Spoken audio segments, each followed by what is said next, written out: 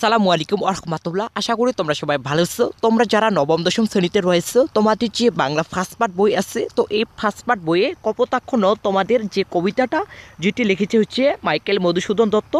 তো এই কবিতার আজকে আমরা বইয়ে যে সৃজনশীল প্রশ্নটা আছে এটারই লেকচার গাইড থেকে সমাধান করব। তোমরা একটু লক্ষ্য করো, দেখো তোমাদের হচ্ছে পাঠ্য বইয়ে এই সৃজনশীল প্রশ্নটা দেওয়া আছে।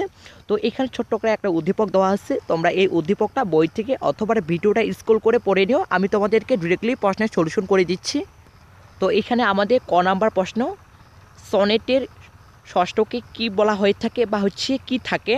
তো এখানে আমাদের প্রথম নাম্বার প্রশ্নের অ্যান্সার, সনেটে ষষ্ঠকে কবিতার ভাবের প্রণতি থাকে, অর্থাৎ ভাবের প্রণতি এখানে হচ্ছে থাকে, এটা বোঝানো যাচ্ছে। তারপর খ নাম্বার প্রশ্ন, স্নেহের তৃষ্ণা বলতে কি বোঝানো হয়েছে। তো খ নাম্বার প্রশ্ন যেহেতু 2 মার্ক, তাই আমরা হচ্ছে 2টা প্রা করে লিখব।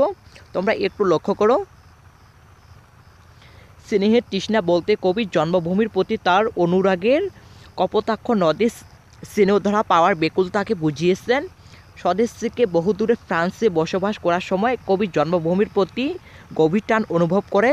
জন্মভূমির শৈশব কিশোর মধুর স্মৃতি কবিকে কাতর করে। তিনি তার গভীর অনুভবকে প্রবাসের থেকেও কপোতাক্ষের নদের জলধারা কলধ্বনি শুনতে, সেই নদীর স্নেহধারা পেতে তিনি বেকুল হন।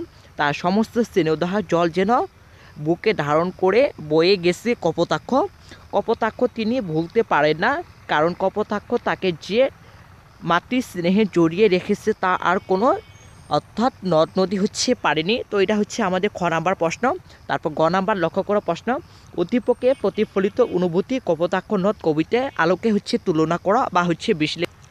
গ নাম্বার প্রশ্নে আমরা এরকম ভাবে লিখতে পারি, যেহেতু গ নাম্বার প্রশ্ন 3 মার্ক, তাই আমরা হচ্ছে 3টা প্রা করে লিখব। তো প্রথম প্রায় আমরা লিখব, উদ্দীপকের স্বদেশের গভীর অনুরাগ ও স্মৃতি কাতর প্রকাশ পেয়েছে, এই বিষয়টি কপোতাক্ষ নদ কবিতায় আলোক ব্যাখ্যা করা যায়, অর্থাৎ আলোকে ব্যাখ্যা করা যায়। এটা হচ্ছে আমরা প্রথম প্রায় লিখলাম। আর একটু ফাঁকা করে দ্বিতীয় প্রায় আমরা লিখব, প্রকৃত দেশপ্রেমিকরা স্বদেশের নানা সমস্যা সংকটে এগিয়ে আসেন। স্বদেশের মাটির সঙ্গে নিজেকে সুস্পষ্ট করে মানুষ ধন্য হয়। জন্মভূমির প্রতি ভালোবাসা মানুষকে মহত্ব ও গৌরব দান করে। চিরচেনা জন্মভূমির আকাশ বাতাস নদ নদী গাছপালা আলো জল সবই অন্তত প্রিয় বস্তু। এটা হচ্ছে আমাদের দ্বিতীয় প্রা। তৃতীয় প্রা আমরা লিখব, উদ্দীপকের স্বদেশের জন্য গভীর অনুরাগ ও ব্যাকুলতা প্রকাশ পেয়েছে, এজন্য বাঙালি অভিবাসন ভিসা নিয়ে স্বদেশকে ছেড়ে যে বিদেশে চলে গেছেন, সেখানে থাকাকালে স্বদেশের সাধারণ ঘটনা তার স্মৃতিকে কিভাবে অসাধারণ হয়ে ধরা পড়েছে সেই বিষয়টি তুলে উঠেছে বা হচ্ছে তুলে ধরেছেন।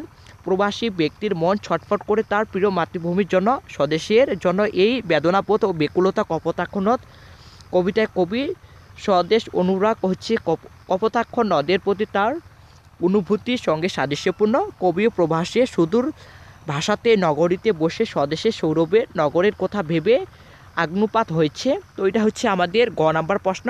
তারপর হচ্ছে ঘ নাম্বার প্রশ্ন, একটু লক্ষ্য করো, উদ্দীপকের প্রতিফলিত অনুভূতির অন্তরালে যে ভাবটি প্রকাশ পেয়েছে, তাই কপোতাক্ষ নদ কবিতায় মূল ভাব কথাটির সত্যতা হচ্ছে বিবেচনা করা বা হচ্ছে বিচার করো। তো আমরা ঘ নাম্বার প্রশ্নে এরকমভাবে লিখতে পারি, যেহেতু ঘ নাম্বার আমাদের 4 মার্ক, তাই হচ্ছে আমরা 4টা প্রা করে লিখব। তো প্রথম প্রা আমরা লিখব, উদ্দীপকে প্রতিফলিত অনুভূতির অন্তরালে যে ভাবটি প্রকাশ পেয়েছে, তাই কপোতাক্ষ নদ কবিতার হচ্ছে মূল ভাব কথাটির সত্যতা আছে। তো এটা হচ্ছে আমরা প্রথম প্রায় লিখলাম। দ্বিতীয় প্রায় লিখব, জন্মভূমির সঙ্গে মানুষের সম্পর্ক অন্তত নিবিড়, প্রয়োজনের তাগিদে অথবা অন্য কোনো কারণে দেশের মাটি ছেড়ে দূরে চলে গেলেও মানুষের অন্তর্জুড়ে থাকে জন্মভূমির প্রতি গভীর অনুরাগ, আবেগ, ভালোবাসা, যা কখনো বিচ্ছিন্ন হয় না, কারণ স্বদেশের মাটির কাছে মানুষের ঋণের শেষ নেই। তো এটা হচ্ছে দ্বিতীয় প্রা। তৃতীয় প্রায় আমরা লিখব, উদ্দীপকে এক প্রবাসী বাঙালি স্বদেশের প্রতি গভীর অনুরাগ ও ভালোবাসা হচ্ছে প্রকাশ পেয়েছে। এখানে প্রবাস জীবনে সদস্যের অতি সাধারণ ঘটনা কিভাবে তার স্মৃতিতে অসাধারণ হয়ে ভেসে উঠেছে সেই বিষয়টি বর্ধিত হয়েছে।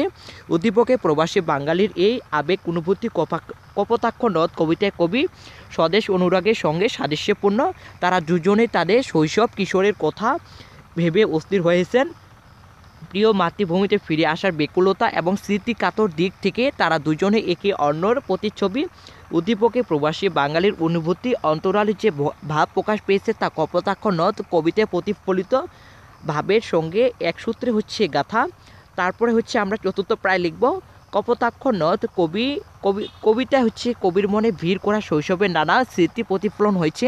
প্রবাস জীবনে বারবার কবির মনে পড়েছে শৈশব কিশোর সঙ্গী কপোতাক্ষ নদের কথা। এই নদের সৌন্দর্য অনুভব করে এই জলে তার স্নেহের তৃষ্ণা মিটিয়েছে। এই নদের জল কবির কাছে মাতৃ দুধের মতো উদ্দীপকে প্রবাসী ব্যক্তির তেমনি সদস্যের স্মৃতিময় ঘটনাগুলো অন্য ঘটনা থেকে হচ্ছে অনেক বেশি মূল্যবান। তো এই ছিল তোমাদের হচ্ছে কপোতাক্ষ নদের যে তোমাদের বইয়ের যে সৃজনশীল প্রশ্ন, এটা লেকচার গাইড থেকে সমাধান। এইরকমভাবে তোমাদের বইয়ের যতগুলো গল্প এবং কবিতা রয়েছে সবগুলারই আমরা ক্লাস অথবা সলিউশন দিয়ে দিছি, তোমরা চাইলে সেগুলো আমাদের চ্যানেল থেকে দেখে নিতে পারো। তো আজকের এই ক্লাসটা যদি ভালো লাগে তাহলে অবশ্যই চ্যানেলকে সাবস্ক্রাইব এবং লাইক কমেন্ট করিও। তো আজকের মতন এ পর্যন্ত, দেখা হবে আগামী কোনো নতুন ভিডিওতে। ততক্ষণ পর্যন্ত ভালো থাকবে, আল্লাহ হাফিজ।